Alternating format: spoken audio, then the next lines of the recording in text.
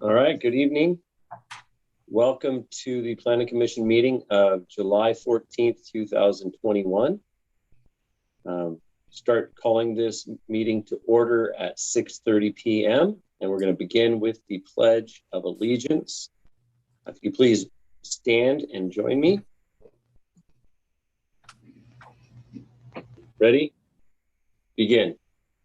I pledge allegiance to the flag of the United States of America and to the republic for which it stands, one nation, under God, indivisible, with liberty and justice for all.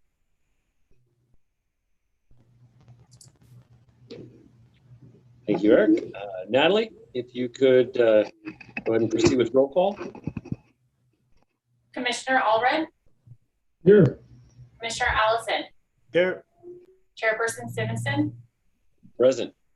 And Commissioner May and Lorge will be absent tonight. Thank you, Natalie. And go ahead and move forward to public comment. This is the time set aside for anyone wishing to address the Planning Commission on items not listed on any other place on this agenda. California law does not allow the Planning Commission to take action in response to your statements at this meeting, but your concerns may be referred to staff or set for a hearing at a later date.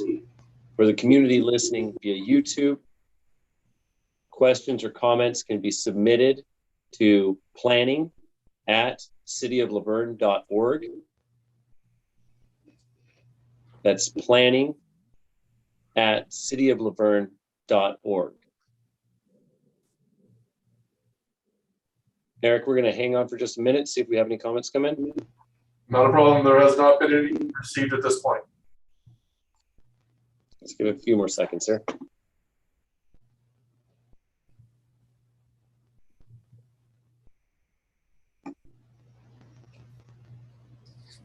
All right, one more confirmation. No comments, Eric?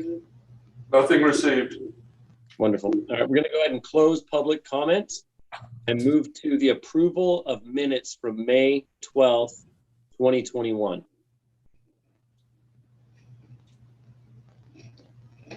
Move approval. Do I have a second? On a second. Second. All in favor? We're going to do a roll call vote, please, Mr. Chair, just so Natalie can do one at a time. Commissioner Allred? Aye. Commissioner Allison? Aye. Chairperson Simpson? I abstain since I wasn't present. Yep.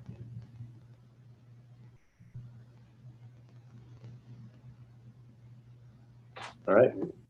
Wonderful. Go ahead and move forward out of the approval of minutes and open up the public hearing. We're going to start with case number 32-21 CUP resolution 1276. Is there anything you'd like to add, Eric? Nothing to add. Gabriel has his report. Wonderful. Thank you. So on May 10th, 2021, the applicant Thomas Trednick, owner of Laverne Brewing Company, submitted an application to amend the Laverne Brewing Company's existing conditional use permit for the operation of a small-scale microbrewery and to include the adjacent location along with the front and rear patio and operating hour changes at 2125 Wright Avenue, Suites 12 and 13 in the Laverne Business Park Center. The brewery is located within the Business Park Center, which is located within the boundaries of the Air Corridor Specific Plan. On-site sale of alcoholic beverages are regulated by the Air Corridor Specific Plan, as well as Chapter 18.80 of the Laverne Municipal Code, which do require a conditional use permit. The commercial space at 2125 Wright Avenue, Suites 12 and 13 is located within the Laverne Business Center and is currently occupied by a bike shop called Crazy Bear Bikes. In 2012, the applicant filed for a conditional use permit, case number 40-12 CUP, to operate a microbrewery with the retail sales at 2125 Wright Avenue, Suites 14 and 15. Planning Commission approved this proposal on June 6, 2012 under Resolution 1075. The following year, in 2013, the applicant filed to amend their conditional use permit to allow the applicants to extend their operating hours from 6 a.m. to 9 p.m. and which would be extended with this new conditional use permit amendment to 6 a.m. to 11 p.m. The Air Corridor specific plan does allow for wineries, breweries, or distilleries with a conditional use permit in the business park sector. The applicants are proposing to expand their conditional use permit for the operation of a small-scale brewery to include the neighboring suites 12 and 13, along with the proposed front and rear patio. A public notice was sent out for the hearing, which indicated that the applicants are proposing to extend their operating hours from the 6 a.m. to 11 p.m. original time to a 6 a.m. to 2 a.m. time. But staff has since worked with the applicant to reduce the proposed operating hours to a 6 a.m. to 12 a.m. timeframe. Both the police department and staff support this change in operating hours. And staff did receive a public comment regarding the original proposed operating hours as shown on attachment F, but the new proposed changes would address these comments. The applicant is requesting the approval of the conditional use permit amendment to expand the size of the current brewery to include the neighboring tenant space, which would be suites 12 and 13, which measure a total of 3,456 square feet within the Laverne Business Park Center. The applicants have leased the tenant space and have opted to share a portion of the tenant space with Crazy Bear Bikes, as shown on attachment C. Crazy Bear Bikes will occupy 816 square feet of the frontal portion of the warehouse within suites 12 and 13, while also utilizing both office spaces at the front of suites 12 and 13. The bike shop had received a certificate of use and occupancy back in February of 2021 for the utilization of suites 12, but the new layout that is being proposed by the current applicants is not what was originally approved under the original certificate of use and occupancy. So staff has placed a condition which require the applicants to obtain a new certificate of use and occupancy in order to update the layout of the new tenant space. The applicants will also be utilizing the back portions of suite 12 and 13, which will comprise of a 2,364 square foot game and serving area. The bike shop will be screened off from this game and serving area, but the restrooms will remain accessible by both the bike shop and Laverne Brewing Company. The bike shop portion of the space will have an occupancy load of 23 persons, while the portion utilized by the applicants will have an occupancy load of 158 persons. In addition to the expansion of suites 12 and 13, the applicants are also proposing a permanent 2,640 square foot back patio, which will connect the tenant spaces from suites 15 and 14 and suites 12 and 13 as shown on the attachment B. The rear patio will measure 30 feet in length and will be 98 feet in width. The fire department also requires that there is a minimum of 26-foot drive aisle space. And with the proposed rear patio, the drive aisle space will be at 31 feet, which will satisfy the requirements set aside by the fire department. The applicants are also proposing a semi-permanent front patio that will be a total of 1,296 square feet and will occupy a total of 11 spaces.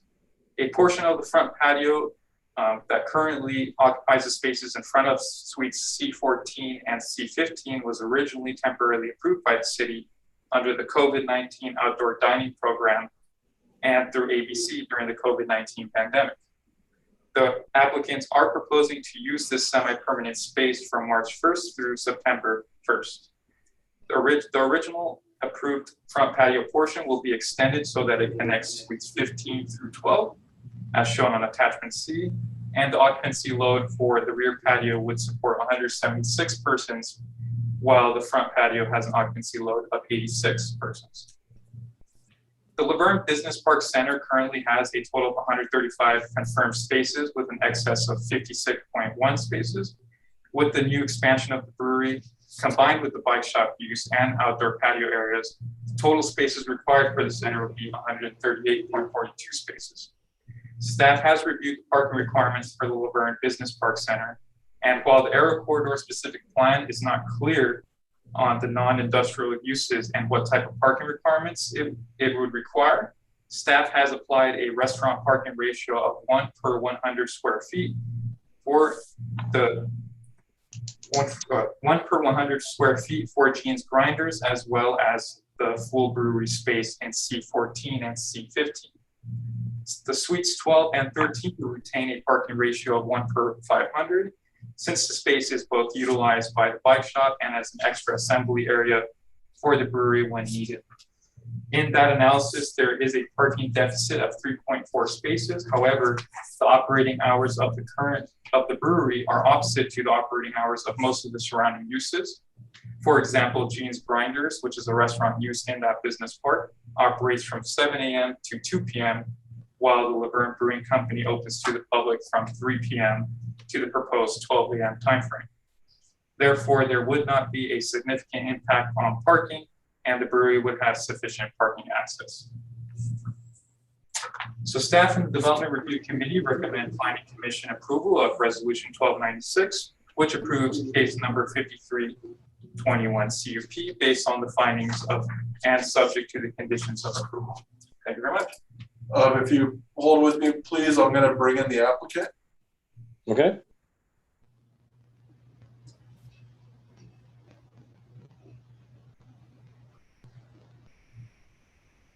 Hi, Ken. There we go. Ken Max is the general manager of the brewing company, and he's representing the owners of the company this evening. Welcome. Thank you for the consideration on this. Absolutely. Mr. Chair, if you'd like to open the public comment period for this, it is a public hearing before you this evening. Sure. All right. Yep. Thank you very much, Gabriel. Great presentation. Thank you to the applicant for being here. I'm going to go ahead and open for public comment.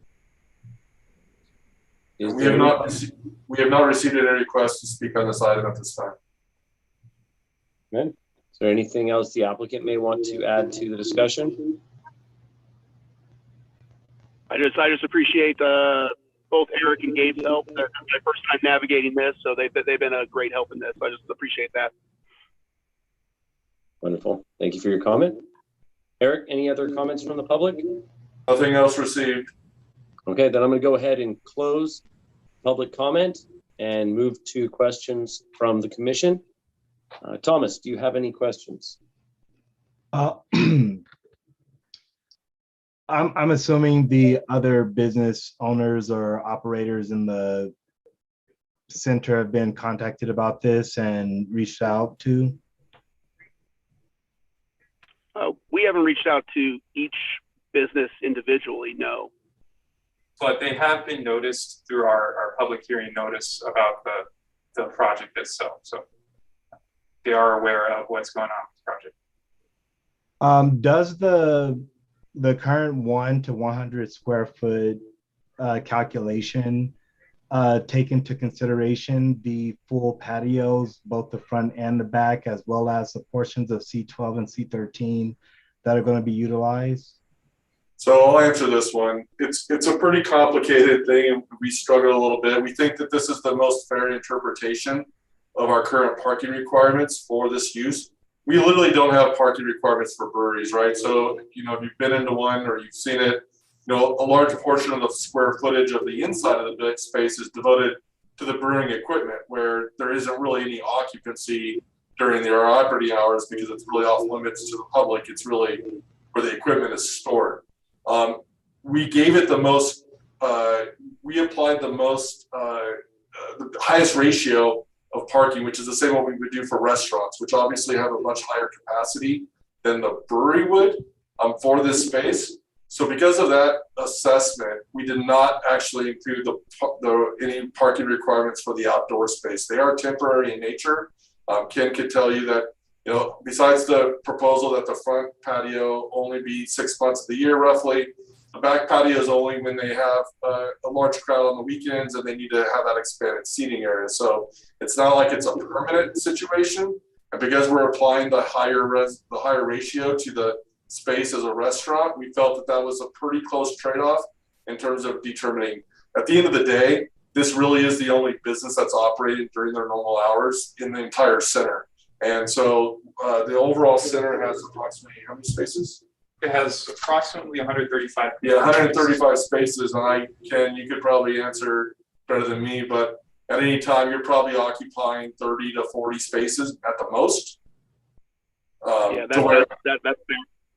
So where they're really, because of just the nature of how the industrial park works, what our specific plan actually requires is that buildings of this size typically are only parked at one space for every 500, regardless of the use.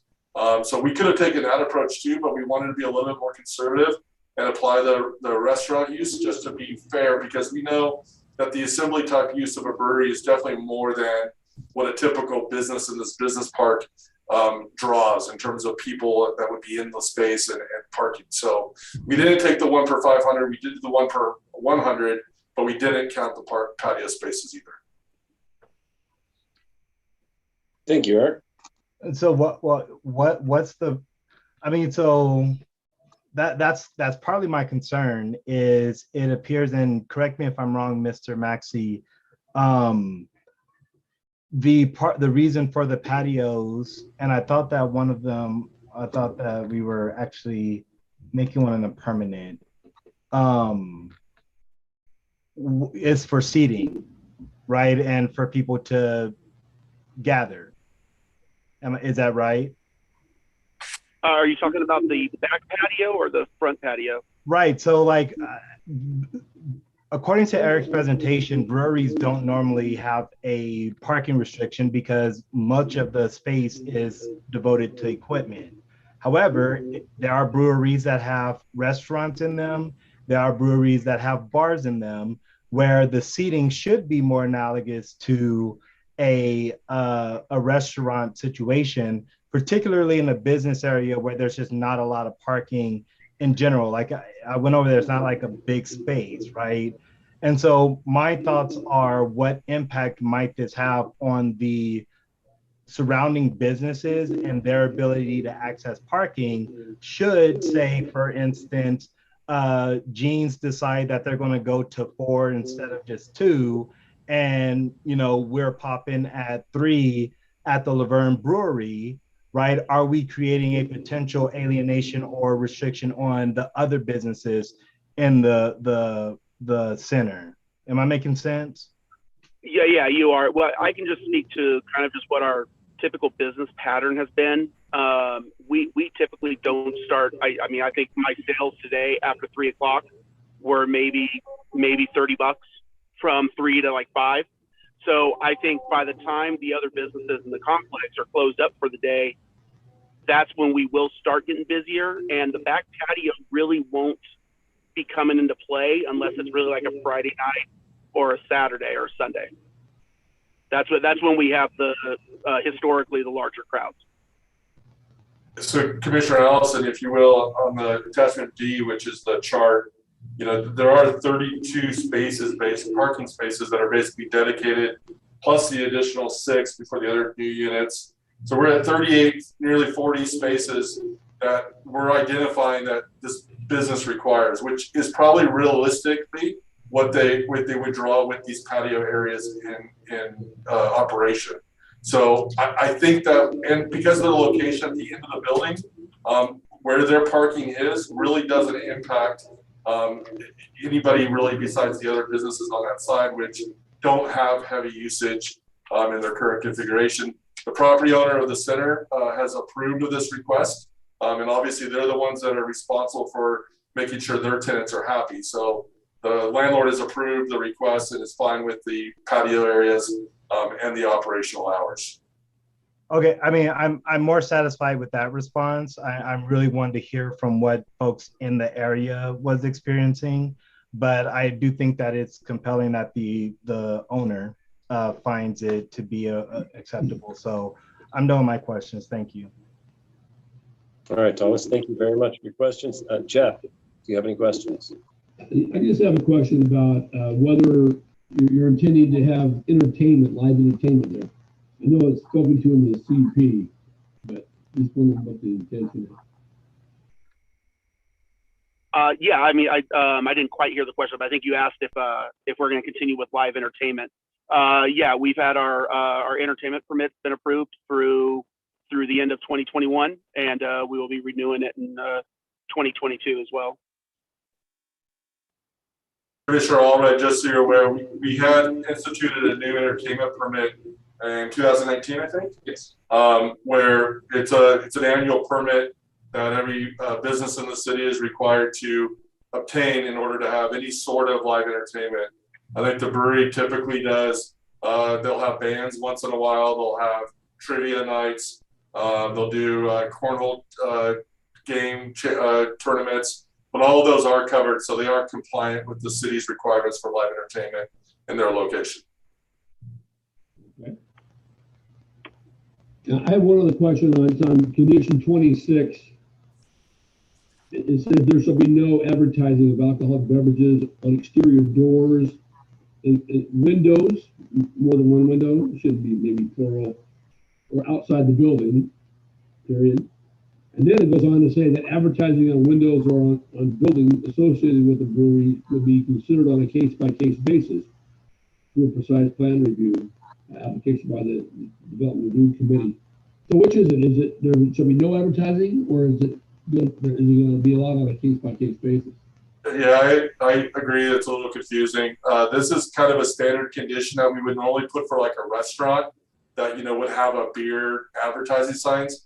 Just the nature of the brewery, they advertise their own beer, right? The name of their company on the window. So technically they're advertising beer on the window, but we've allowed that because it's considered their window sign for the advertisement of the name of the business, right? But they wouldn't otherwise be advertising other people's beer or specific beer. So they're in compliance. Basically, we just make sure that their advertising and their window signs are kept at a minimum. And I think they're in compliance with that. Yeah, but I think that condition should be cleaned up a bit. Okay, I agree. We could say that we could modify this condition to simply read, only exterior advertising shall be advertising the name of the business. Is that, are you comfortable with that? Yes. Okay. We'll modify condition number 26 to read accordingly. Right. Jeff, do you have any other questions? No. Okay. Gabriel, one question. Sure. The Crazy Bear bike shop, it shows the interior outline of the kind of their back showroom / bike storage area currently. And that, if I recall, is currently accessed through their showroom door that goes from the office storefront back into, I think it's Suite 312, C12 or C13. Yes. On the new sketch that's part of this agenda, it shows that being a corridor. Is that so? What's access to the bike shop going to be per attachment B? So the point of the corridor is to allow for both the Laverne Brewing Company and the bike shop to have access to the restrooms. But for the most part, the bike shop itself, along with both offices, will be utilized by the bike shop, and that back storage area will be screened off from consumers from the Laverne Brewing Company. Yeah, those are not walls, Commissioner. Those are just delineators basically to separate the space. Got it. I've seen it the way it's set up. So they're not constructing physical walls to separate the space. It's simply utilizing racking or other equipment to just make it clear that where the bike shop is and where the access to the bathrooms are, but it's not a permanent physical barrier between the two. Yeah, so there's going to be a door or a hallway type of gap in the wall to get to the bathroom from the bike shop. Yes, that's correct. Okay, just curious on that drawing. Appreciate it.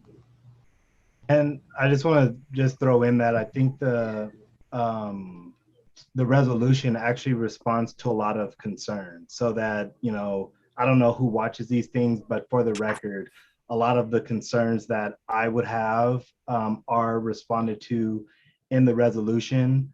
And I think generally to see businesses operating and working together the way you and the bike shop has come together to come up with this new structure, I think is pretty cool and should be celebrated as we march into our next economy, whatever that's going to look like. So congratulations on the expansion of operations and the need for something like this.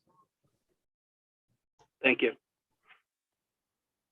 All right, I think if there's no other questions from the commissioners, I'd like to entertain a motion. I'll move to approve resolution 1276. And I'll second. All right, all those in favor, raise your hand and say aye, or are we gonna do roll? Aye? Roll call, please. Sorry. Commissioner No problem. Allison, Aye. Commissioner Allred, Aye. Chairperson Sinnison. Aye. Thank you. Wonderful. All right, well, congratulations, Thomas, and look forward to seeing the expansion. And Gabriel, thank you for the great presentation. We're going to go ahead and close the public hearing and move forward to other matters. Item number 3 on the agenda is future meeting logistics discussion. And Eric, I'm sure you want to take the lead on this. Yes, thank you. I did want to put this on your agenda this evening just to talk about how we expect that we'll basically return to our meetings in person, right? So with things opening back up, I know there's been questions on how that's going. And to be honest, it's been a little bit difficult for us to gauge exactly how this is going to work. City manager's been working with council. There has still been some direction from the LA County Health Department to the city on how they would expect public meetings to be held. Still requiring a distancing requirement, in which case, especially for the council meetings, a little bit more than your meetings, really limits on how many people can attend the physical meeting. So city manager is working with the council to set up for a virtual and hybrid with in-person and virtual at the same time. So that technology is being worked on. There's a little bit of issues that the next meeting on Monday night doesn't appear that it's going to be able to be held in person, so it will be done virtually, with the expectation that the August 2nd council meeting will be held in person in this hybrid.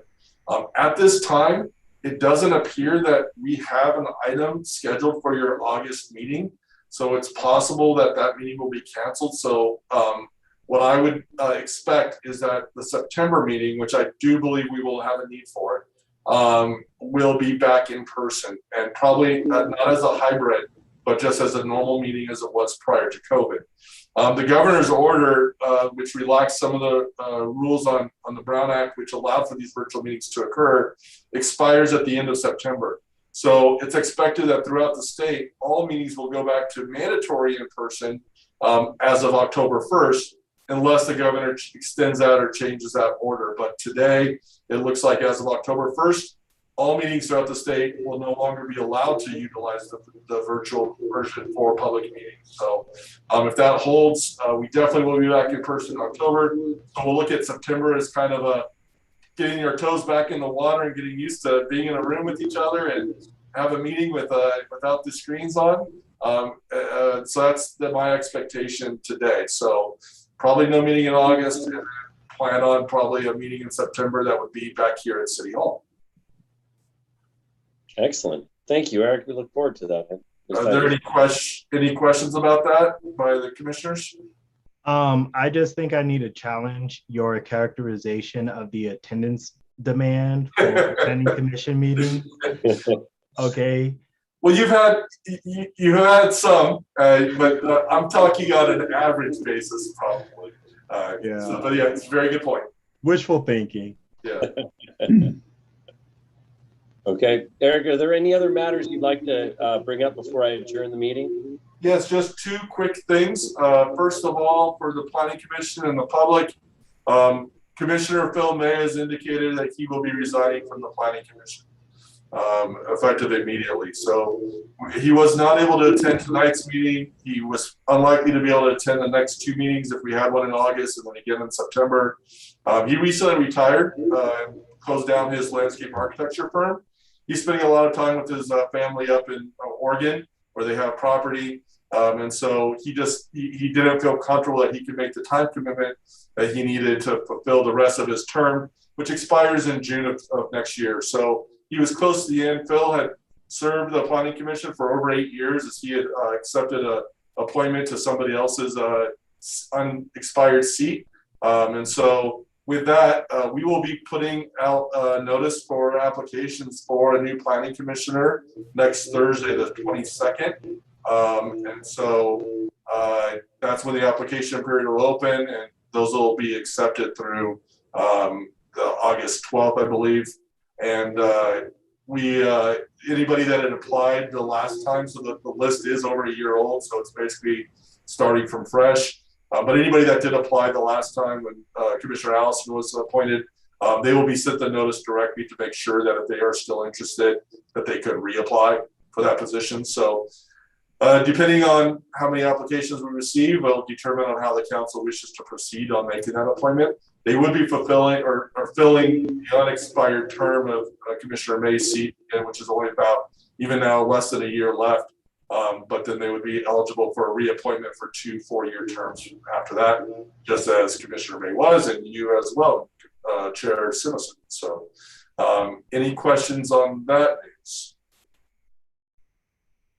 Nope. I'd like to, if we don't get a chance to say anything at some point, I'd like to point out now that I want to say how much I respect Commissioner May and how much of a pleasure it was to work with him. He was always very level-headed and always had the best ideals of the city in mind when making his decision. And congratulate him in his retirement in case he decides to pop in and watch this on Zoom. And hope he enjoys Oregon and hope he isn't a stranger around here. Yeah, and I would concur with that as well. As well as I, even though I'm pretty sure he will definitely come back and watch this because It is pretty compelling. Right. One other item, thank you. We do have a new staff member. He's not here with us today, but we have hired a new assistant planner, Parker Stringfellow, of our staff. So he's learning the ropes. He's only been with us for a couple of weeks now. So he's still in training mode, but I would definitely expect to be able to bring him to your next in-person meeting in September to do a formal introduction to Parker. But he's one of our new, so we got some new staff on and still looking to actually fill our internship position as well. So you'll be meeting a new member of our team soon. And that's all I have. All right. Thank you, Eric. Thank you, commissioners. Thank you, Natalie and Gabriel. You guys have a wonderful evening, and we are going to adjourn this meeting at 7:03 p.m. Good Thank you, night. Bob. Thank you.